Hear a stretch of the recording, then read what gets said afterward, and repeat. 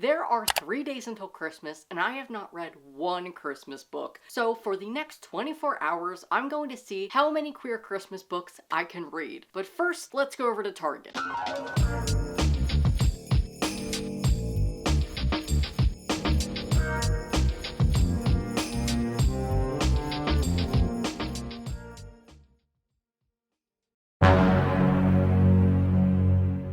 I am officially 2 hours into my 24-hour readathon, and I started with The Christmas Swap by Talia Samuels. I got this through Libro FM's ALC program, so it's an audiobook, and I started it while I was in Target. It's sapphic, and it's reminding me a lot of Kiss Her Once for Me by Alison Cochrane, which I read last year, and I really enjoyed, and I've been looking for something similar to that. But I have some complaints so far. This is set in London, and we're following Margot, who is a businesswoman, and she ends up fake dating with her coworker, and he has a sister, and she's really fond of her. And I really love that. I just love sapphic romances. They're so fun to read. However, I will say the fake dating part, I have some complaints, only because she's essentially lying about her sexuality. Margot is a lesbian, and as she's fake dating this man, she is covering as a straight woman. And I just don't like that. I don't like having sexuality be a lie. It's making me uncomfortable, and I'm getting a lot of secondhand embarrassment and anxiety because she's essentially lying to this girl, saying that she's straight. And it's just weird. Like, yeah, this is definitely a thing that happens, that people have to hide their identity for their own safety. Totally fine with that. But it's weird in the sense that the conflict is she's hiding her sexuality. Margot is fake dating Ben, and his sister's name is Ellie. And what's cool is we have a dual POV with Margot and Ellie. So Ellie is like, the math isn't mathing. Something doesn't add up. This is a little bit weird. Why is this relationship going on? And I really like Ellie. Margot, though, I just don't like her intention. I just don't like having a character who is essentially lying because she's... I really want to get my point across in this video because I'm only upset because it's a romance between these two girls, so I just don't like that.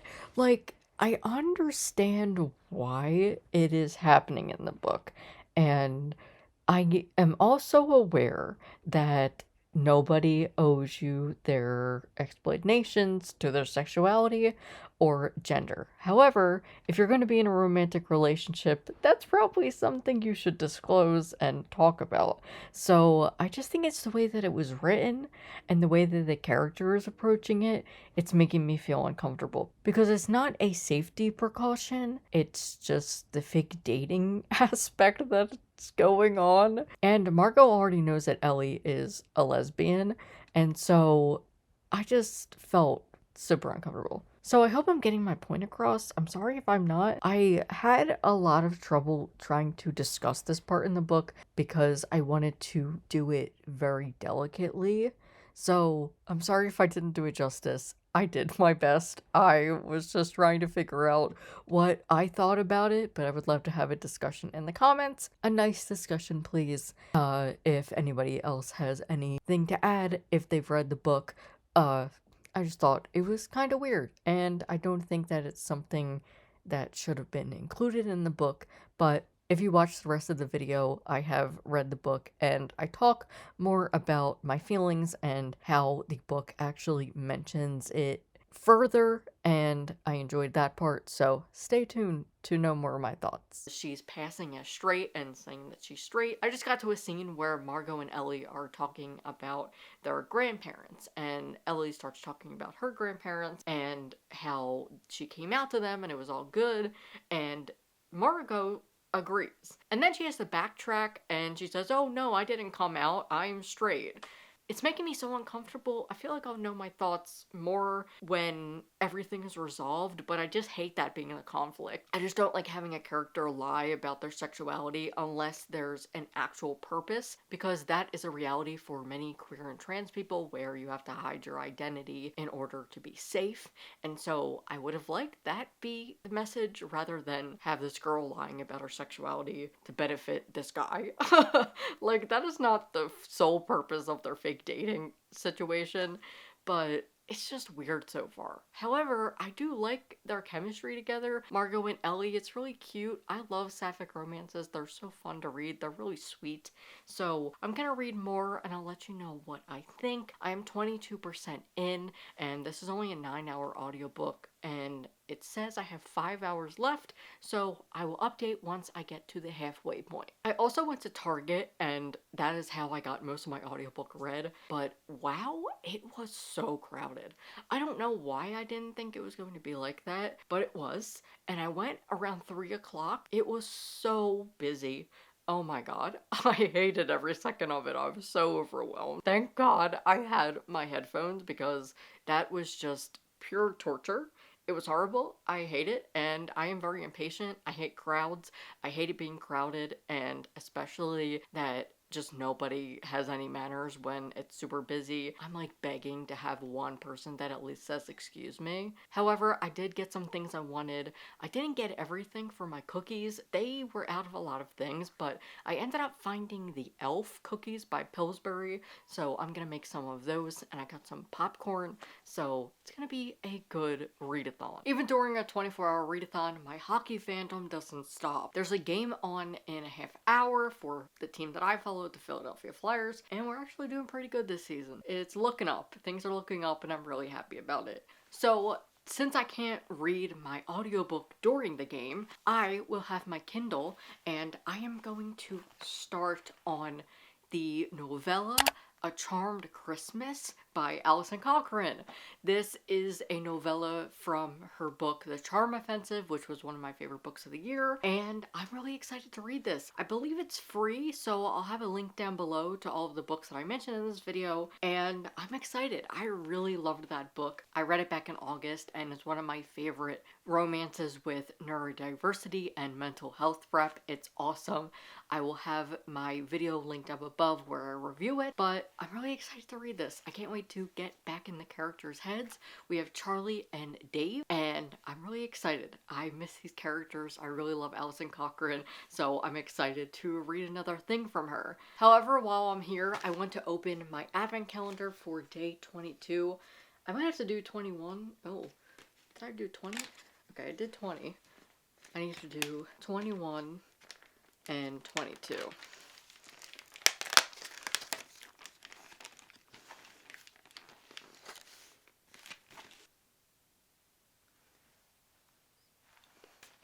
I see 23, but I do not see 22. It's probably right in front of my face. Oh, here it is, 22.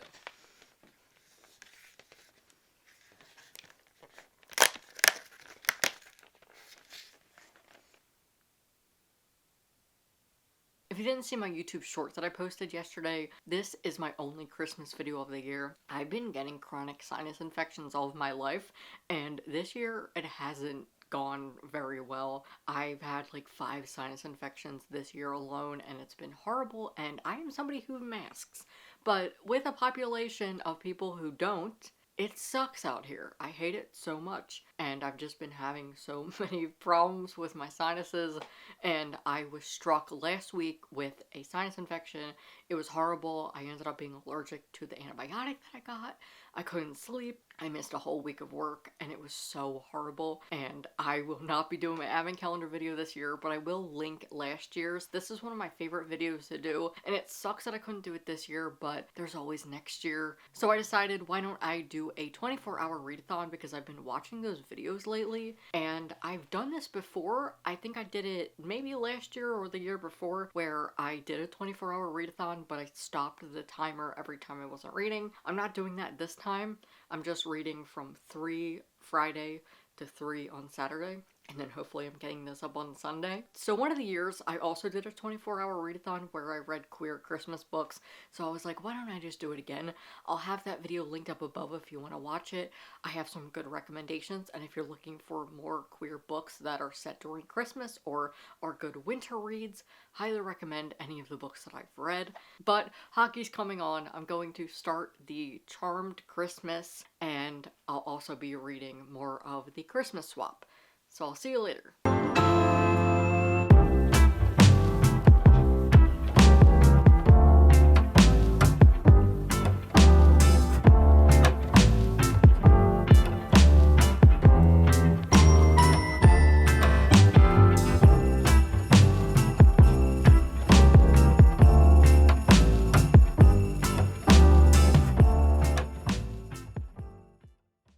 I'm 7 hours into my 24-hour readathon, and here is my reading update. I am 26% into the Christmas swap. I have 4 hours left of the audiobook. I want to get as much reading in as I can, and then I'll wake up around 7 or 8 in the morning and continue. During the game, I started A Charmed Christmas, and I got to page 17. I'm enjoying it. I'm just glad to be back with the characters. My only complaint is it is a PDF, and the text is small, and I just wish that I could zoom in. I have bad eyes and this is not helping. I'm able to at least read it. I just love this book so much, and I'm just glad to be back with the characters and having a glimpse of what their life looks like after the book. A Charmed Christmas is a novella and it is 33 pages, so I will update you once I have finished it. As for the hockey, we did lose in a shootout, but the second and third period, they gave it their all. We were losing 5-1 in the first period, and these boys are a special group. They fought to the very end. The shootout can be so fluky. I don't hold it against them, but I would have liked to have a win before Christmas. However, I can't be mad. This is a good group of guys. They play for each other, and I'm liking what I'm seeing this season. We are in a rebuild, but they're actually not too bad. We're second in the Metro. I still can't believe that. If you're new here, I'm a big hockey fan, hence my username, and so I do talk about hockey on this channel if you're into that kind of thing. Queer books, YA, and hockey. Feel free to hit subscribe. I'm gonna continue reading for the night, and I will be back once I have finished A Charmed Christmas. It's midnight, and I am 9 hours into my 24-hour readathon, and I have completed A Charmed Christmas, the novella by Alison Cochrane, and I really enjoyed it. I just love these characters. I really love this book. It will be in my top books of the year. I loved being with the characters again and just seeing where they're at after the book. It was really cute. There were some really good lines that I liked. For instance, there is one where Dave is feeling just overwhelmed because they were having a Christmas party and his ex was there. Ryan, if you've read the book, you know. I love Charlie and Dave's romance, and it's primarily because you never really see a romance with two characters who have mental health, and it's a healthy relationship. And this line in particular shows their chemistry and just how much they love and care for each other. Love, he whispers gently into the back of Dave's neck. You don't have to perform for me or pretend. That's kind of the whole point. Just the fact that they can be themselves around each other and they aren't scrutinized for their behaviors and things like that. Dave lives with clinical depression and Charlie has ADHD. Charlie's also gay and demisexual, and Dave is gay. I just love these characters so much, and I would not be mad if Alison Cochrane decided to write another book that maybe has a cameo of those characters or a sequel, something, because I just love these characters so much and I don't want to let go of them. But this was nice to just be back in that world. Now that I'm not planning to go to bed anytime soon, I am going to continue with the Christmas swap, but I was trying to figure out what should be my next physical read. I am in the middle of In the Event of Love by Courtney Kay, and I'm really enjoying that one, so I might read a little bit more of that. But specifically for this TBR, I was going to read an Annabeth Albert book. I read her book, The Geek Before Christmas, or The Geek Who Saved Christmas, I think it's called, and I really enjoyed it. I enjoyed it mainly because it was set in Philadelphia, and I am a sucker for any book that is set in my city, but I was going to read her next book called Catered All the Way, and I was so excited, and then I reread what the synopsis was, and it's a military romance, and I don't want that. No, thank you. I'm good. I would rather not. I'm totally good. No, thank you.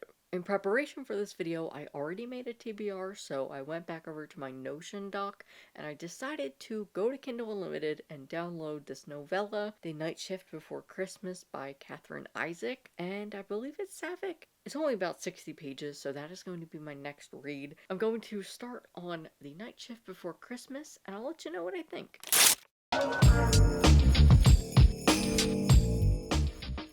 Good morning, it is 8:30 a.m. and I am on hour 17 of the 24-hour readathon, and this morning I want to finish up the Christmas swap.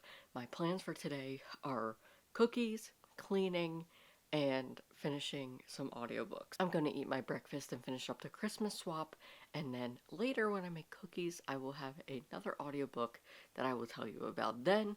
But now, let's finish the Christmas swap. It is almost 1 p.m. I am 21 hours and 52 minutes into this readathon, and I just finished the Christmas swap. I enjoyed it. I thought it was fine. I do prefer Kiss Her Once for Me, but I will say this book talks about being in a toxic relationship, and big trigger warning for gaslighting and emotional abuse, because the main character, Margot, she is dealing with that from her ex-girlfriend. Through her discussions about her relationship, folks in the book are telling her, hey, this is a red flag, you shouldn't be treated like that. And I liked the character development because it wasn't just like, okay, I cut this person off, ta-da. There's a scene in the book where she ends up blocking her ex, and then her ex starts sending messages through Venmo to get her to talk to her. Margot's at a low point and she caves. She ends up unblocking her and going towards her. But then she realizes, as a lot of the things that Taylor is saying to her, she doesn't like that. And so she ends up blocking her again. That is the reality for many people in an abusive relationship. It is very hard to leave. I thought that addition made it more realistic, and I liked Margot's thought process that she is learning from this experience and learning what emotional abuse is. I appreciated that the author added that, and I liked Margot's character development. As for the romance, I liked seeing how Ellie and Margot's romance bloomed, but I just think it was too insta-lovey for me. I kept thinking, it's like a Hallmark movie. It's like a Hallmark movie, don't take it too seriously. But I just couldn't. I think it's that Kiss Her Once for Me is the perfect book that does fake dating right. And I liked that because it had the second chance romance aspect. And this was just random because she had never met this girl before. Yes, love at first sight can happen. This was definitely on me. I could not suspend my disbelief. I just kept thinking, you just met her. And I know it's just a rom-com. It is a cute romance. I kept trying to tell myself it is just a romance. It's like a Hallmark movie. Don't think too much into it. But I couldn't. It was too insta-lovey for me. As for the sexuality stuff, they do bring up the hiding of the sexuality, and Margot says how she has been in that situation before where she's had to hide her identity for her own safety, so I'm glad that that was mentioned. I still don't agree with adding the hiding part. I just thought that was weird. If you've read the book, let me know in the comments if you had that same feeling, because there weren't a lot of reviews. I don't really know how to feel because, yeah, straight passing is a thing. People have to do it for their own safety, and Margot even mentions in the book that she has done that before. So I like that that conversation is in there and we didn't just have it there and no one talks about it. And Margot also talks with Ellie about her being a lesbian, and they confide in each other, so Ellie didn't see anything wrong with it. Let me know what you think in the comments. I thought this was fine. I still would recommend it, but look out for the trigger warnings. There's also talk about grief. There's a grandparent who is living with dementia, so there's a lot of conversation about that. So there are some dark undertones, however, there is comic relief. There is a dog pregnancy, and throughout the whole book, they're trying to find out how this dog got pregnant, which was kind of funny. So this was fine. I'm glad I got to read it, but it wasn't my favorite. I'm at the 22-hour mark, and I'm gonna go bake cookies. I am going to turn on It's a Fabulous Life by Kelly Farmer. I'm not going to finish this in 2 hours because I have 5 hours in the audiobook, but I want to start it. Kelly Farmer actually wrote sapphic hockey romances, so if I like this, I'm gonna read that. It is a sapphic retelling of It's a Wonderful Life. I think that is awesome. And that's all it says. So I will let you know what I think about it. But I do want to finish up the novella that I started this morning, The Night Shift Before Christmas. It is a snowed-in scenario set in the UK, following queer friends and co-workers who work at this restaurant. And it actually says it's an ice hockey-inspired restaurant. It says Rinky's was an American chain bar and restaurant with a bizarre ice hockey theme on the city outskirts. It was always weird having a rugby game playing in a hockey-themed restaurant, but I couldn't complain. It brought in the customers who brought the tips. So I think I'm gonna love this. I am 8% in. I'm on page 8 out of 60. So wish me luck. I really want to finish this. Listen, if I go over the 24 hours, it's fine. This is my own challenge. Sue me. I'm gonna go bake cookies, and I will see you later with a reading update. Oh, it's time for Christmas. Oh, it's time for us. Oh, it's time for Christmas. Don't you know? Oh, it's time for Christmas. Oh, it's time for us. Oh, it's time for Christmas. Don't you know? Time's up on my 24 hours. I officially read for 24 hours. I ended up reading The Christmas Swap and the Charmed Christmas novella, and I got 29 pages into The Night Shift Before Christmas. I have 4 hours and 13 minutes left of the audiobook for It's a Fabulous Life. I'm at the end of chapter 2 and I'm really enjoying it. I'll finish it up tomorrow and put out a YouTube short reviewing it. I'll have it linked down below for you to check out. This also feels like a Hallmark movie. I would love for Hallmark to pick it up. I think it would do really well as a movie. And if you like queer books set in a small town, that's what this is about. Oh my god, I'm loving it so much. Let me go finish up The Night Shift Before Christmas, and I'll wrap up this video and open my advent calendar for the day.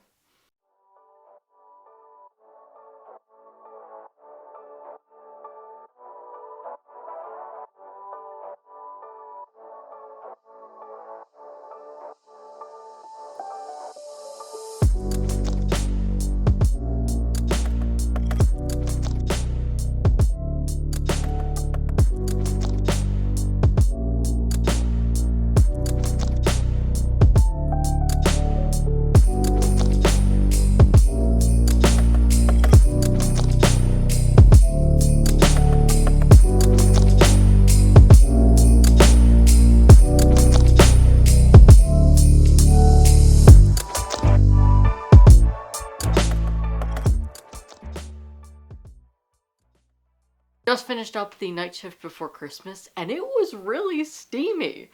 I read reviews saying that, but for some reason I just didn't believe them. I think because I was reading it and I was like, this doesn't really feel romantic. It doesn't feel like I'm gonna be reading a smut, but holy shit, the tables turned quickly.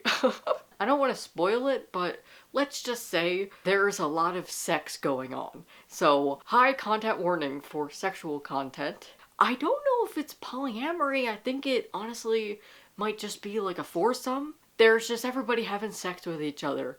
And I thought it was hilarious. I really enjoyed it. And I read the acknowledgements, and the author said that they put their own experiences from working in the restaurant industry into the book. I like that incorporation. I like the setting because you do bond with your coworkers, especially when you're working in the restaurant industry. And this novella took that literal because this was so steamy and there was just everybody flirting and having sex with each other, and I thought it was a riot. Like I mentioned, you can check my description for links to all of the books that I've read.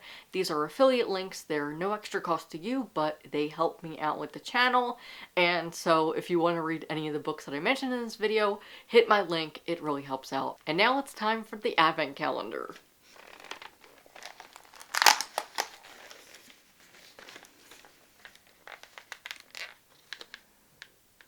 Oh, it's like a little cupcake or something.